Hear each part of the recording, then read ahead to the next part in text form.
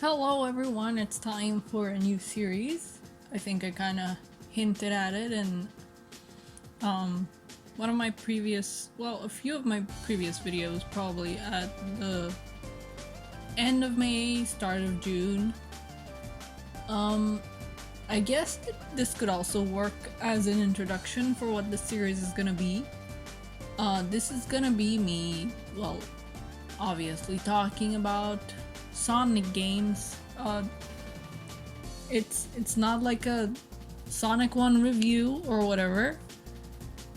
Because while I could make a review of Sonic 1, given that I have played it and I've played it a lot through like 2 dang decades, I haven't actually firsthand played a lot of the other games, and I don't feel it fit for me to do like a review kind of talk, because I don't think it's fair for me to do that if I haven't actually gotten a feel for the gameplay myself. Like, sure, I could watch somebody do a gameplay, but it's not quite the same as me playing the game myself. Especially with Sonic games, I think it's hard to gauge what the gameplay is like from watching another person do it, because that person might like have an easier time with it and be like more skilled at it, or they could be me and be bad at the video games they love. So it's just me talking, and probably talking about the game itself, talking about the stuff I've experienced maybe in ties with the game. I'm gonna try something new with these, and even though it's kind of gonna be a podcast kind of format, I guess, where I'm just rambling about stuff, I'm gonna be trying to put in some music, put in some footage, probably from channels like FC playthroughs that have free to use gameplay footage, because again, with a lot of these games, even the ones that I do own and I can play and I have played, though a lot of the ones I have played I no longer have access to, but I just have no way to play a lot of the games in a way that I'd be able to, like,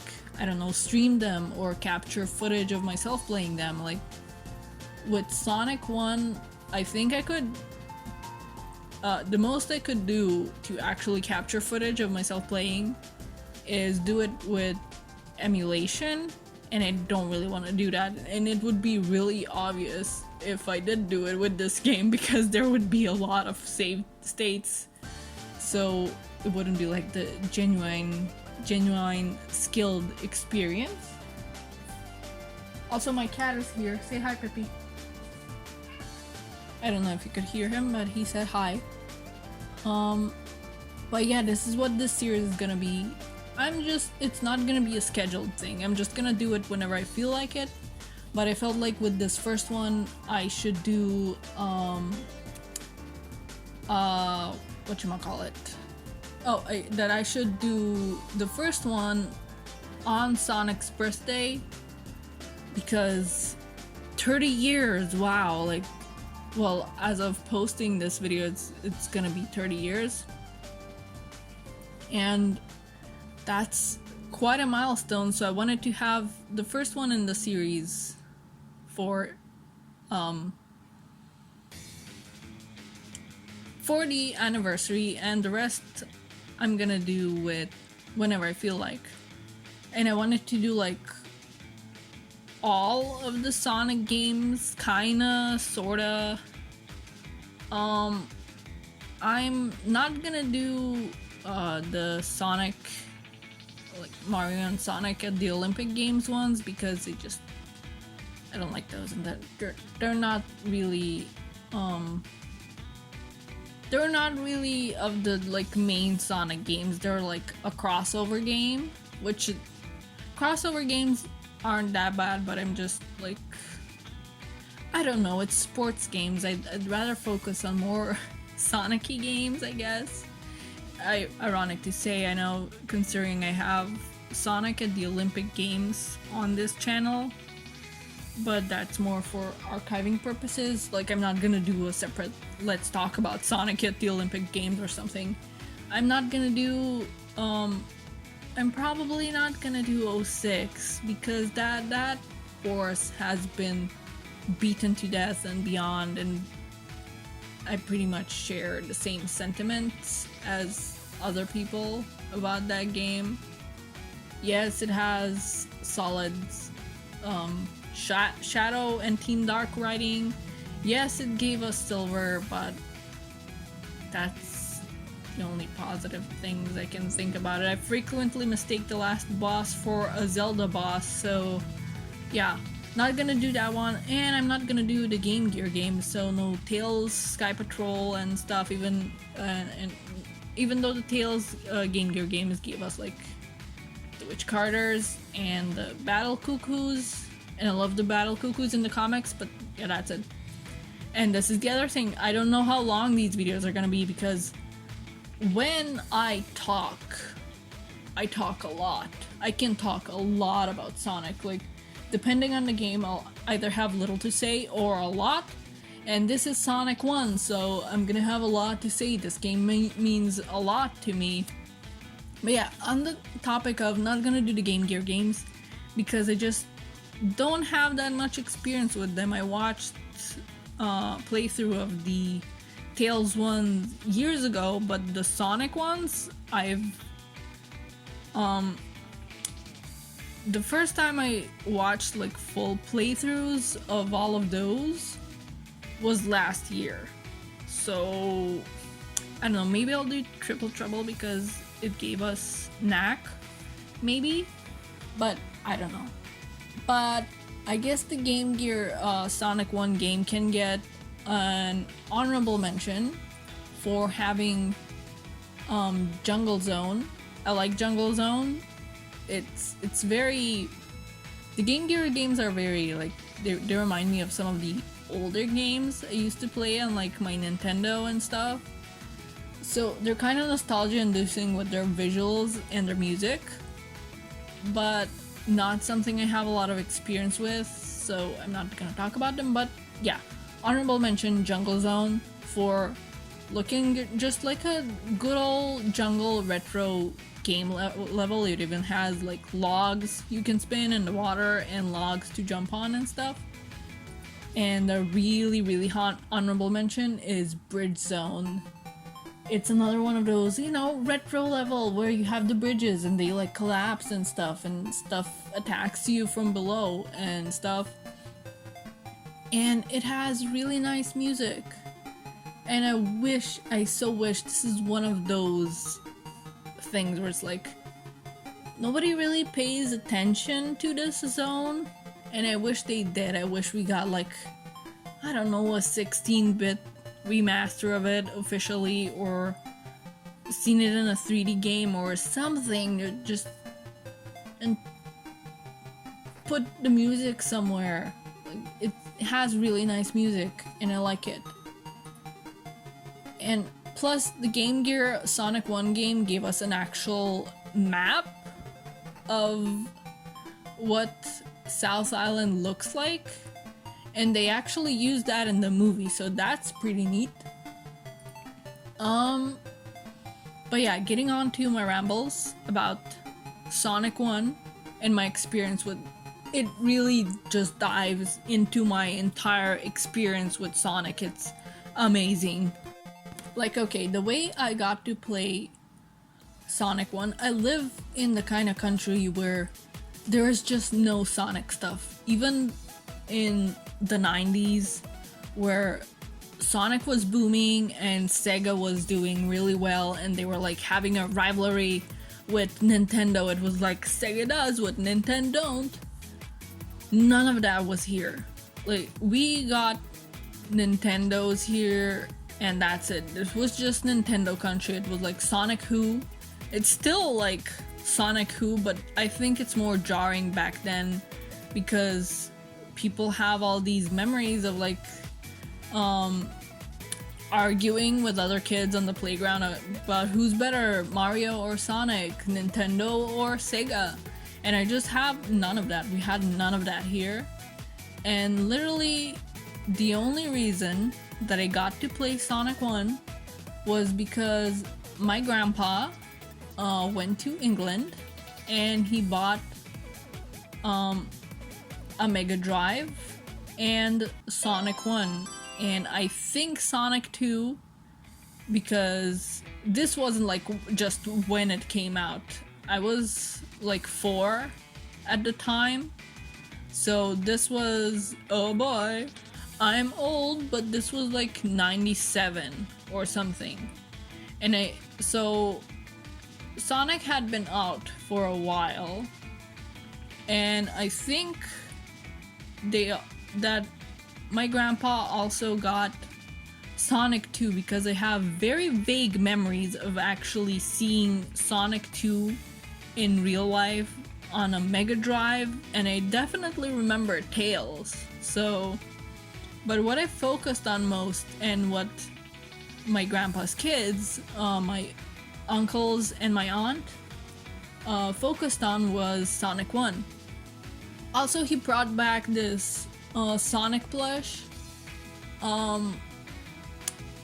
I did try to find it before recording this, but I just can't. It was like medium size or fairly large, maybe. Like a Sonic plush. It was really well made from what I remember, except maybe the shoes had like that fabric for the white part that could easily come off with enough playing with it.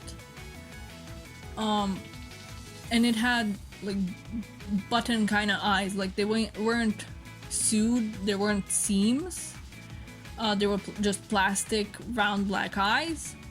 And I played with that a lot because sometimes both my uncle and my aunt would be playing on the Mega Drive, so I couldn't play. And when the Mega Drive wasn't free when I was over there, I'd play with that Sonic plush.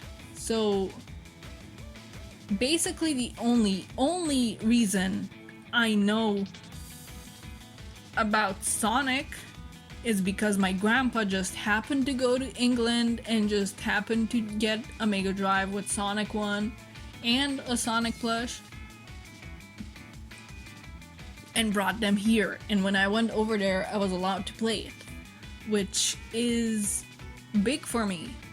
I literally wouldn't be here if it wasn't for Sonic 1. I wouldn't have known. I would have been like basically everybody else in my country that doesn't know who Sonic is. I probably wouldn't have gotten as interested in video games or art if it wasn't for Sonic. And there's just a whole bunch of people in my life, friends that I never would have met if I wasn't a Sonic fan, because that's what initially brought me together with them, because we were Sonic fans and we found each other like online and became friends. Probably stuff that I'm gonna go to further in this video. But that's also why Sonic 1 is basically my default go-to favorite Sonic game, because it's where everything started.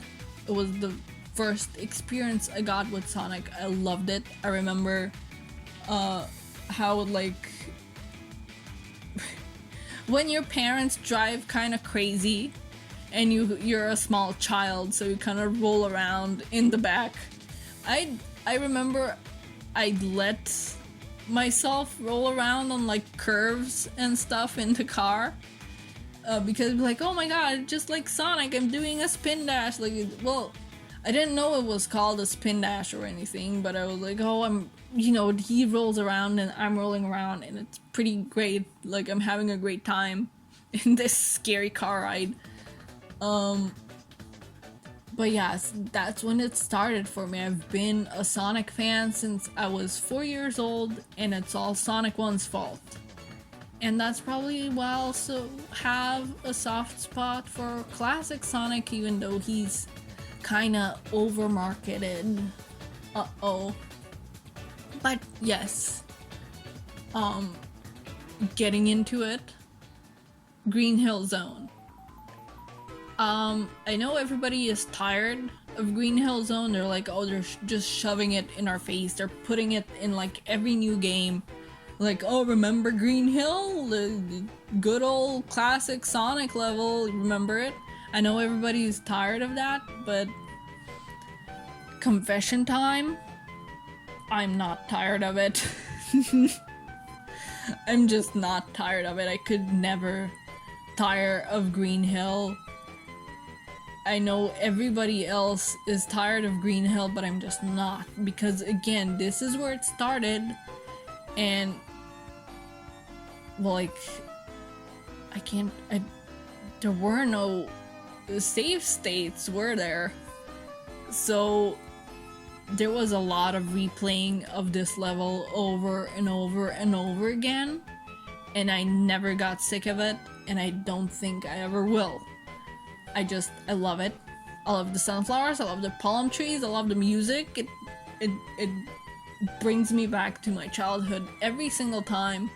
And I love the boss. It's like the first boss you ever faced, and Lord knows how many times I faced it, because again, so many times of just playing this game. And I'm probably the only Sonic fan left that doesn't mind Green Hill. Like, it gets added to a new game and everybody's like, ugh, Green Hill again, God, why? And I'm here like, oh, yay, Green Hill, yay! like there's a whole stadium of people groaning and being like, not again, and there's just me in the back like, yay, Green Hill! You know. But then comes the spike in difficulty. Marble Zone. Just Marble Zone. It's just, you get crushed and you get smushed. There's so many stuff that can smush you here, and you can burn in lava. Yeah, if you couldn't tell, I might be everywhere in this. This isn't like the comic reviews where I have something to go off of. Like, there is no script, there is no pictures to look at, and something concrete to talk about other than just this topic, which is Sonic 1. So we'll see how that goes. This is what I mean when I say I don't know how long these videos are gonna be. But there's just, you know, you kind of like breeze through Green Hill, and then comes Marble Zone, and it's just there's spikes, and you gotta slow down. You can't breeze through like you did in Green Hill. Well, I guess you kinda can. It depends. My play style on this zone personally is to just be very careful. I'm very cautious. Sonic Generations is one of the games that I'm actually gonna be able to play on the channel one day, whenever I get to it. And you will see I probably have a way too cautious play style for a game like Sonic.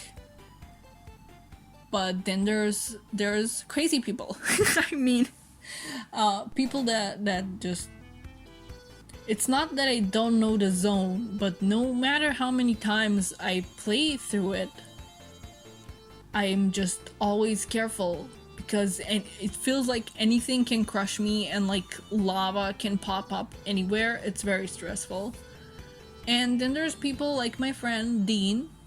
I'm gonna plug him actually.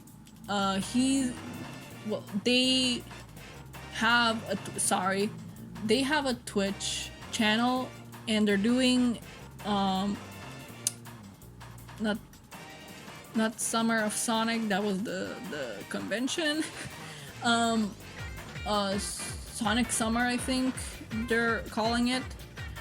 Basically all of June and all of July, so even though this will be posted on Sonic's birthday on the 23rd, there's still gonna be a month, and then some of Sonic games. They're only playing Sonic games on the channel.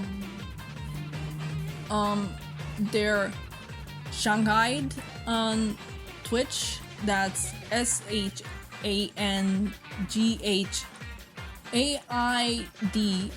I'm gonna put it on the screen and probably in the description if I remember.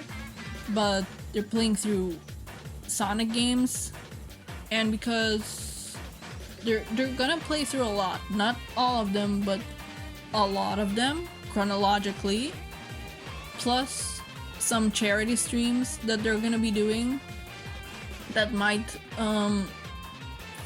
not be chronological with the games. But anyways, because I'm recording this in early June, I like just 2 days ago or something, I watched them play through Sonic 1 and Sonic 2, and my goodness, they are crazy in Marble Zone. It's kind of stressful to watch them for me, who's always so cautious with this level. It also has Bat Badniks, which I don't like bats, so that's great. I mean, obviously the Badniks aren't stressing me out because they're like pixels on the screen and also don't really look like real bats, so it's fine. But it's still like something's dropping from the ceiling and stuff. But yeah, the way Dean plays Marble Zone, it's like you're platforming. There's that bit with the platform that you gotta push in the lava to, like, where you have to wait on it and stuff. They don't bother with that. They just push the block in and they jump across the platforms that are above the lava, just all the way through.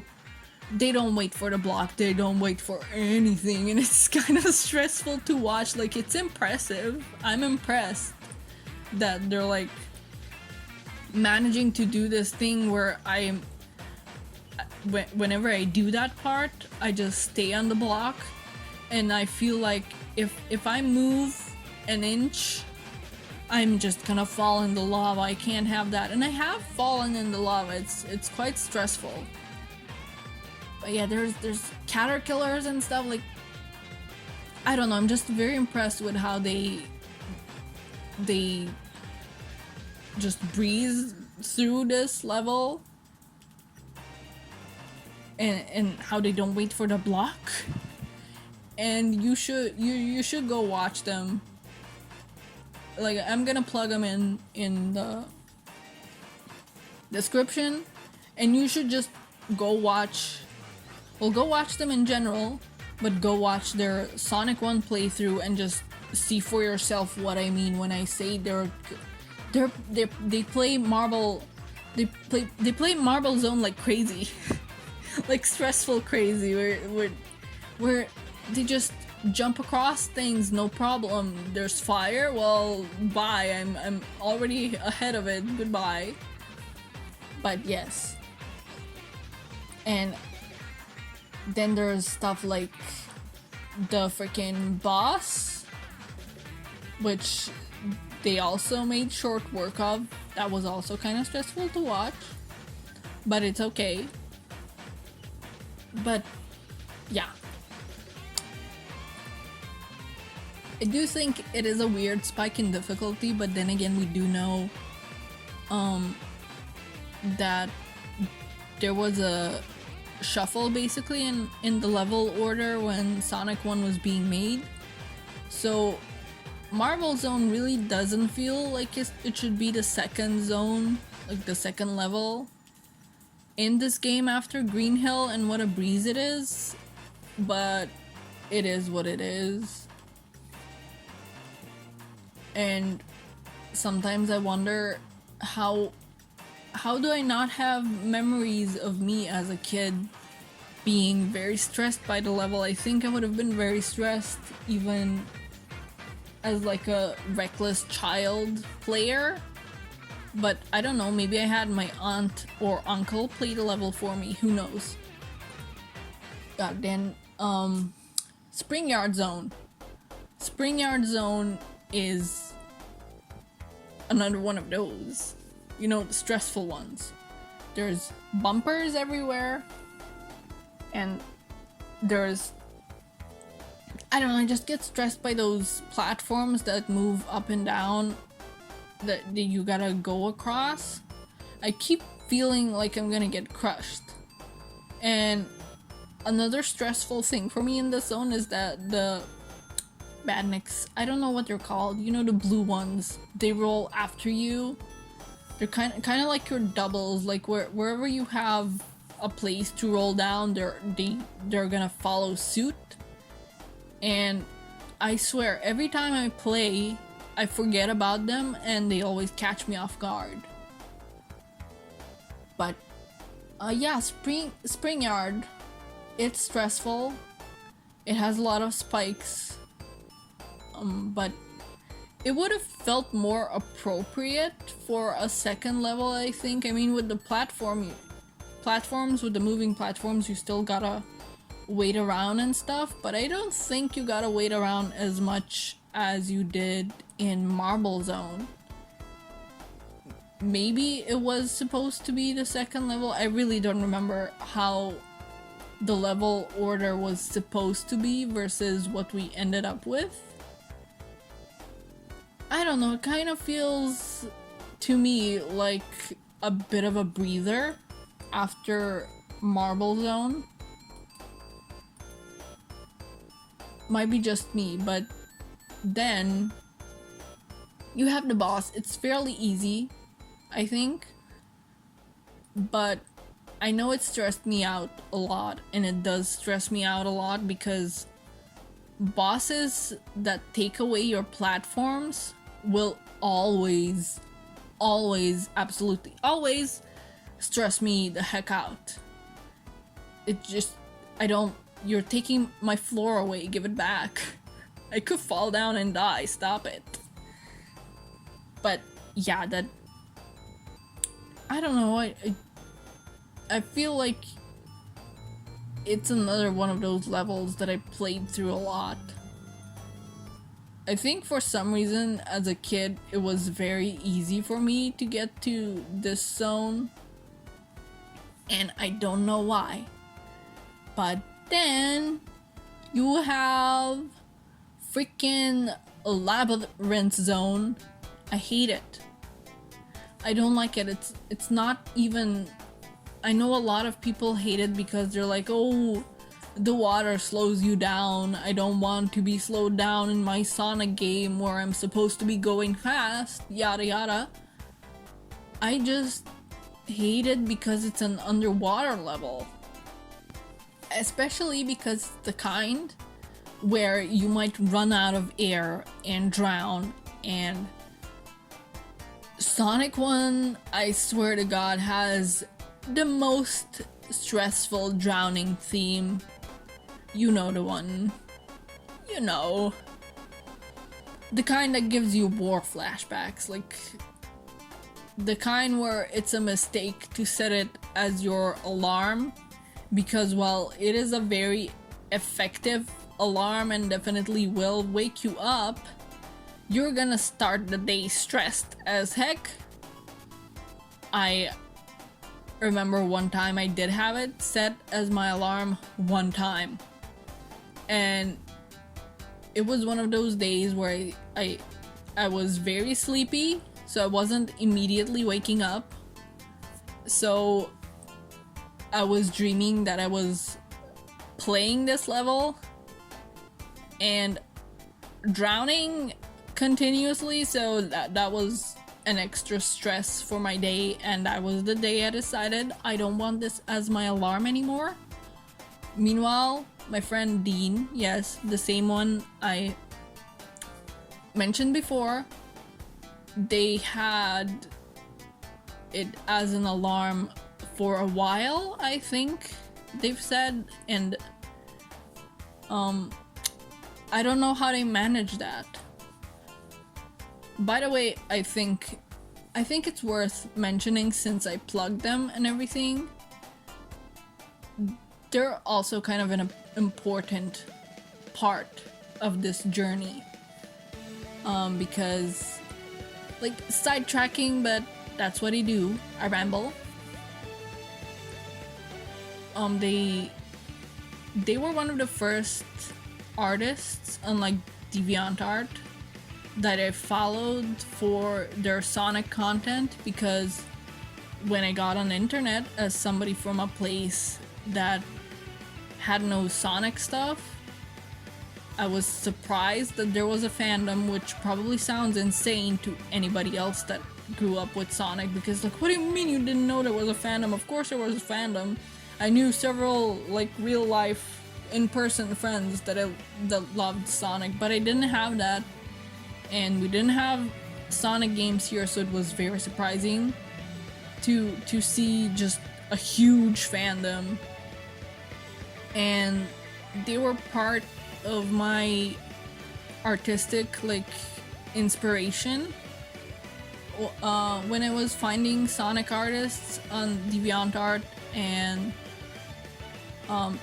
they stream their art, which they've gotten back to recently, and the community they made with their streams is great, and it continues to be great, and I'm excited that they've, like, popped back up on social media and are streaming again. So that's basically ties in with the Sonic 1 stuff, where it's like there's a lot of stuff I wouldn't have done Sonic related and art related if it wasn't for them, so I'm very thankful. But yes, enough dodging, talking about Labyrinth Zone. It's just stress. Was it so necessary to have so many spikes around and those gargoyle thingies that shoot the you know, the fireball things at you?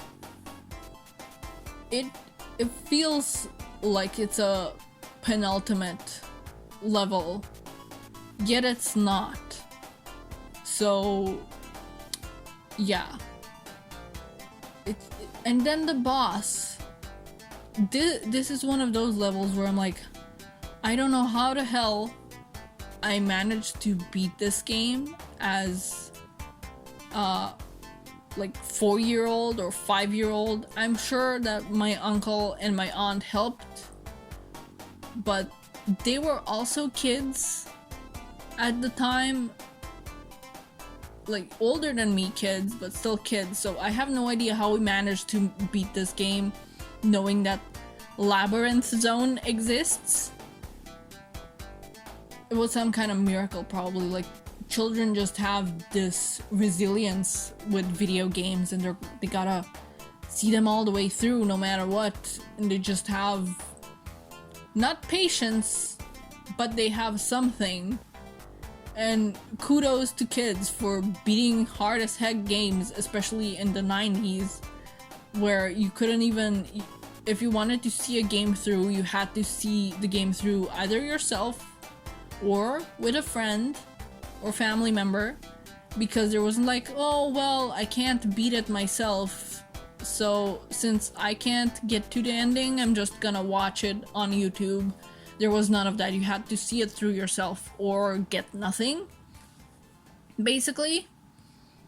So yeah, Labyrinth Zone, my eternal nightmare, definitely my least favorite part of Sonic 1.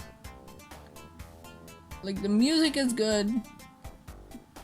I guess the drowning theme does its job, making you panic and frantically search for air. And honestly just really stimulates the feeling somehow of being underwater and feeling the relief of no longer being underwater. So great job there. It's very stressful.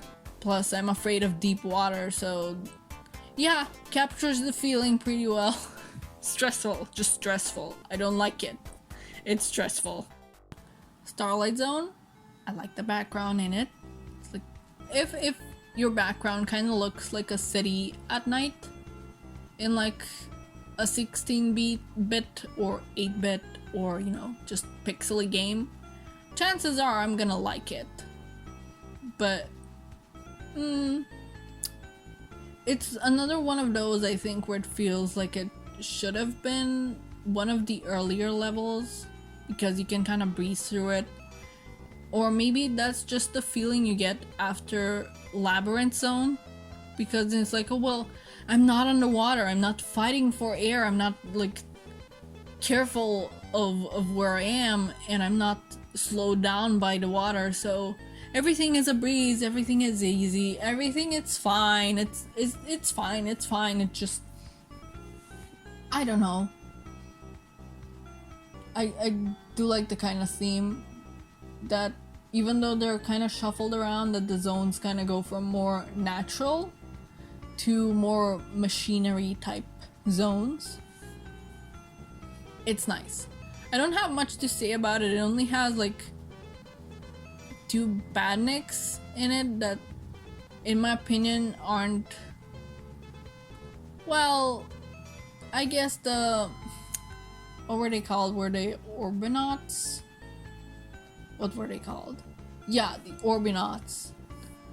And the bombs, which if you run into them like head first, they can be stressful. But it's fine, and we have those little platformy thingies with the bombs. Not the badnik bombs, but like the spiky things that use physics, which is pretty neat in like an old game, because like if you're standing further out from, I don't know the physics terms, dang it, but if you're standing further out on the platform, you don't jump that high.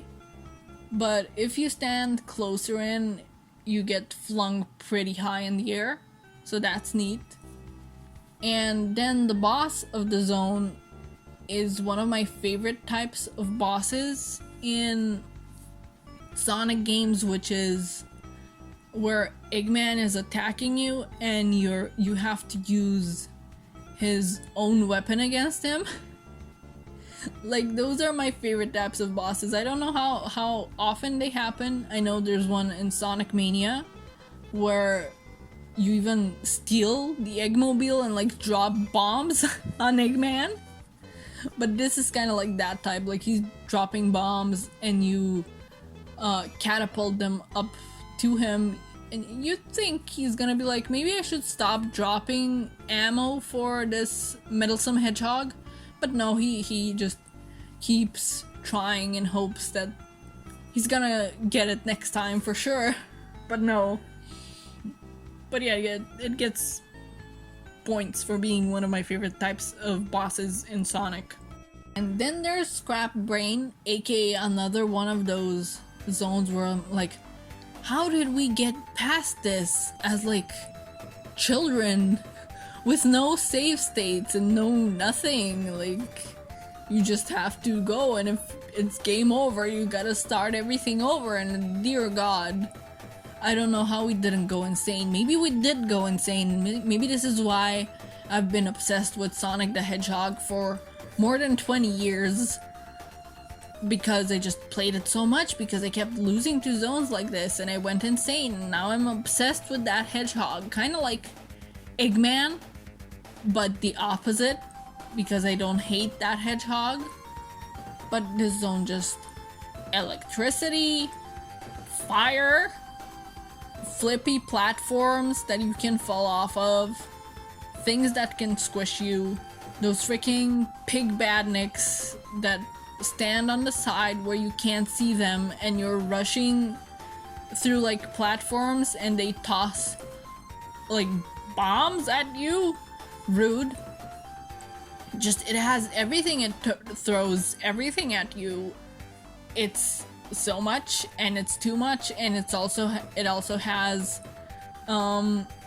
basically Labyrinth 2 Electric Boogaloo, where it has that bit that's basically Labyrinth Zone, but it's monochrome, and it has like the water from Chemical Plant in it, and the name implies that these are like Eggman's scrapped plans and stuff, but it's like, why? So many are so effective at killing me, aka Sonic.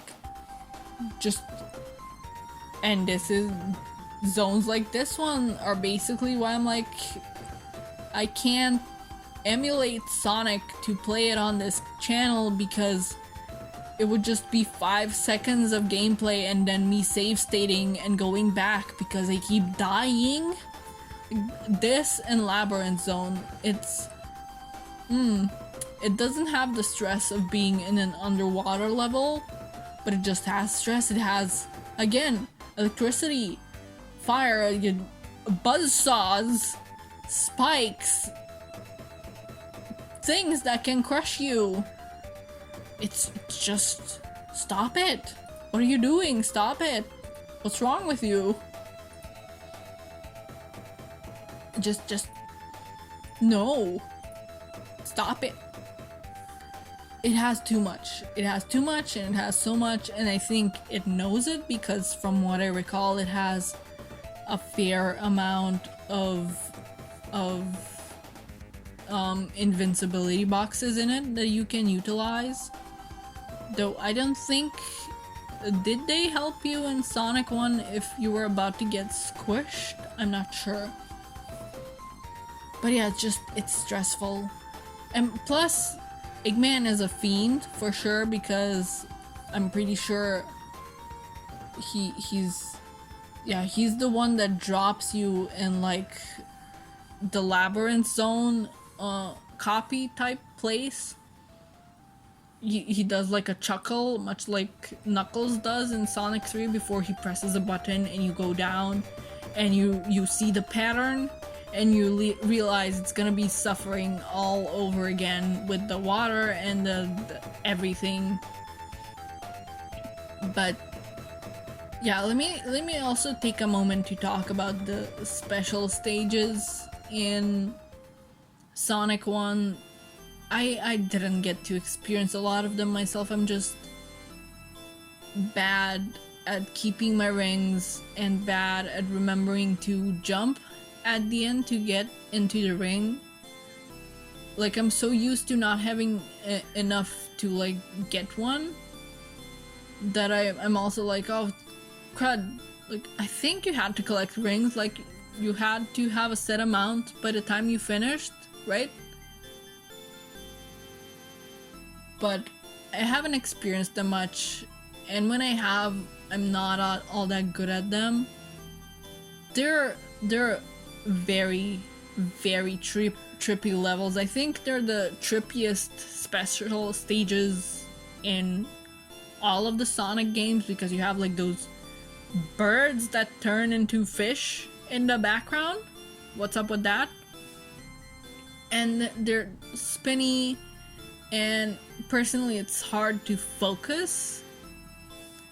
So yeah, there we go, I'm gonna get my Sonic license revoked, but I've never finished Sonic 1 with all the emeralds. I don't recall my uncle or aunt doing so either. Like, I always saw the laughing, juggling Eggman at the end being like, you didn't get all the emeralds, and I'd be like, what? I finished the game, yay, because I'd just be oblivious that you could get the emeralds and that there were emeralds. I'd just be like, oh, it's this spinny special stage, what is this? I guess this is like a bonus level to get more rings and stuff. Like, that's what I think. I didn't know there were emeralds. And even after I knew, I'm just really bad at getting them. It's a very disorienting stage. I don't know where I'm going. It's very hard, I think. Where I'm gonna mention the Game Gear games here too, because those, the Sonic one on the Game Gear did not get, it didn't get special stages. You got special stages, but they were more like, those were actually for getting bonus rings and points and stuff, whereas the Chaos Emeralds were just scattered around the levels, so you had to just find them or run across them. And that's how, like, that was the first time I got an emerald in a Sonic game.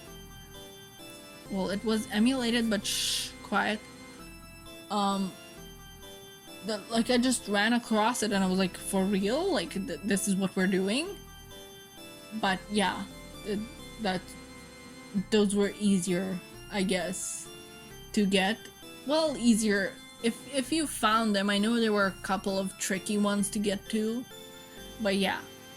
And of course, there is no Super Sonic in this game. He hasn't been invented yet.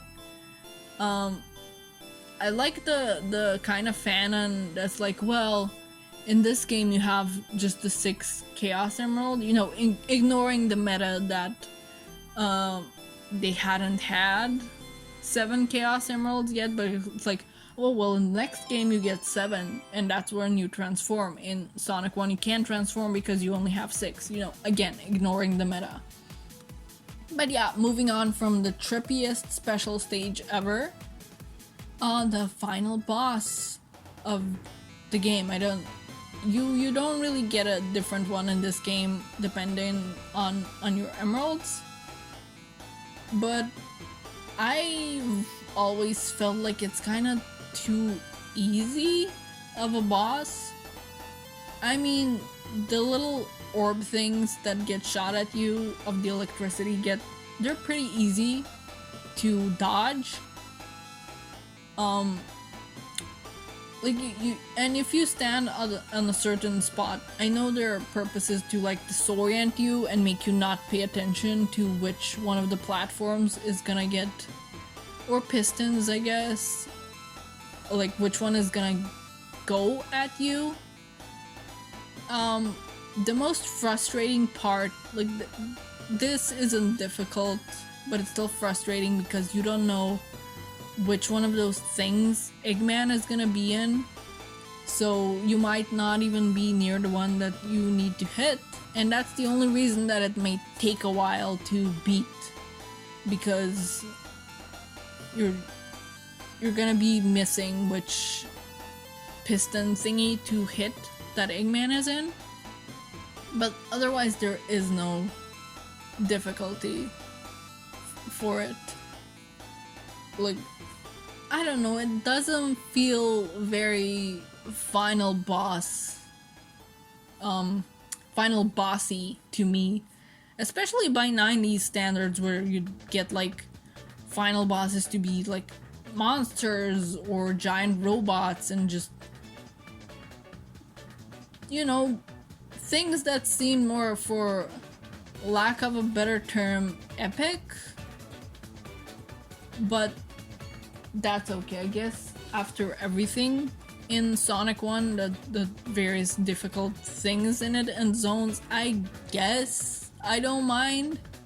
Maybe it's I guess a good enough reward that you manage to get to the end at all, which again, I have no idea how I did as a child, because I know I definitely have this game beaten as a kid. From like the first times I was playing it, I didn't beat it on my first playthrough, obviously, but I did beat it eventually. And I know we did it with my uncles and my aunt. I know we did it several times, because I don't think the juggling Eggman at the end would have been as engraved into my memory if I did not see him a lot in this game as like a little 4-year-old, maybe 5-year-old child. But yeah, oh, I forgot to say a thing earlier. There goes my ADHD. That Sonic plush that I mentioned, no idea where it is. like my grandma, aka my uncles and my aunt's mom. I came over there at like the age of 6 or 7 to play one day, and I wanted to play with the plush, and she was like, "Oh, we gave it away," and I was like, "What?"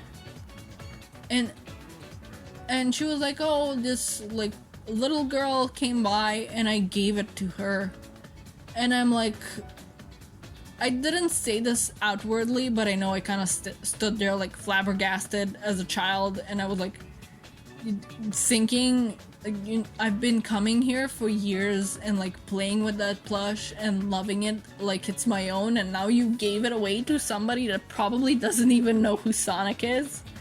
But yeah, plush is long gone. I wish it wasn't. It was a very nice plush. It was soft and everything, and I have fond memories of it. But yeah, just imagine like my uncle is like playing on the Mega Drive, so I can't play, and I'm just in the background playing with the Sonic and like making him roll around and stuff. But yeah, I have no idea how. I love this game dearly, but I don't know how I managed to beat it as a child. I have no idea how anybody managed to beat it as a child without going crazy. But yeah, this is nearly an hour long. That's insane. I expected to talk a lot, but I did not expect nearly an hour of talking. But maybe on one hand it was to be expected, because I mean you heard from the beginning I have a lot of love for this game. It means so much to me. It's opened so many doors and so many friendships for me. Like, think about it in like a butterfly effect type of thing, or maybe more accurately a domino effect. If I hadn't played this game, this channel wouldn't exist. So that's like me as a 4-year-old getting to play Sonic 1 for the first time by chance. Domino effects to me loving Sonic for years to come, drawing in general, drawing Sonic stuff, meeting many friends that like have been in my life. Some of them have been in my life for a decade or more, and then me deciding, hey, I'm not comfortable with my voice, I'd like to maybe make videos, make a channel where I kind of have to talk to make content and I have to use my voice. So maybe I can get a little less anxious about it and more comfortable with it, to this channel existing for over a year now, and me actually achieving my goal. Like, I am comfortable. If you couldn't tell from me freaking talking for a whole hour about Sonic the Hedgehog, I feel more comfortable with my voice and I feel way less anxious talking. Next thing I'm gonna work on is probably voice chatting. I'm still very anxious about that. Not because of my voice, I think it's just general anxiety, but that's an entirely another topic that doesn't really have to do with Sonic 1. But yeah. I know this is like... Yeah, the game has... it's not as polished as it could have been, I guess. Like, Sonic 2 and Sonic 3 and Knuckles really polish up the things that Sonic 1 could have improved on. And that's great, and I know a lot of people prefer those games over this one, because this is the first one, and as such, it is the clunkiest one of the classic games, I guess, because it's just trial and error. But I just love it. It means so much to me. If you couldn't tell, again, rambling for an hour. I know I said this is kind of gonna be like a podcast with me rambling, but I didn't expect it to actually be as long as an episode of a podcast. But yeah, I love this game. I love Sonic. I'm sorry, not sorry, but I love Green Hill. You can blame this game for it. And I love classic Sonic again. You can blame this game for it. Even though at the time there was no distinction between the two. But I've talked enough. I guess if you want, tell me your experience with this game, if you've played it, and when did you first play it? Are you like an old fan like me, or are you a younger fan that just picked up this game out of curiosity for Sonic? Maybe after watching the movie or something? But yeah, discuss in the comments, I guess, if you want to. Again, this is a series that I'm gonna do whenever I want. This is the only episode ever that's gonna be scheduled for like the birthday and stuff. But yeah. Who knows when the Sonic 2 one will be? Probably won't be as long. Probably. But anyways, see ya when I see ya, and bye bye.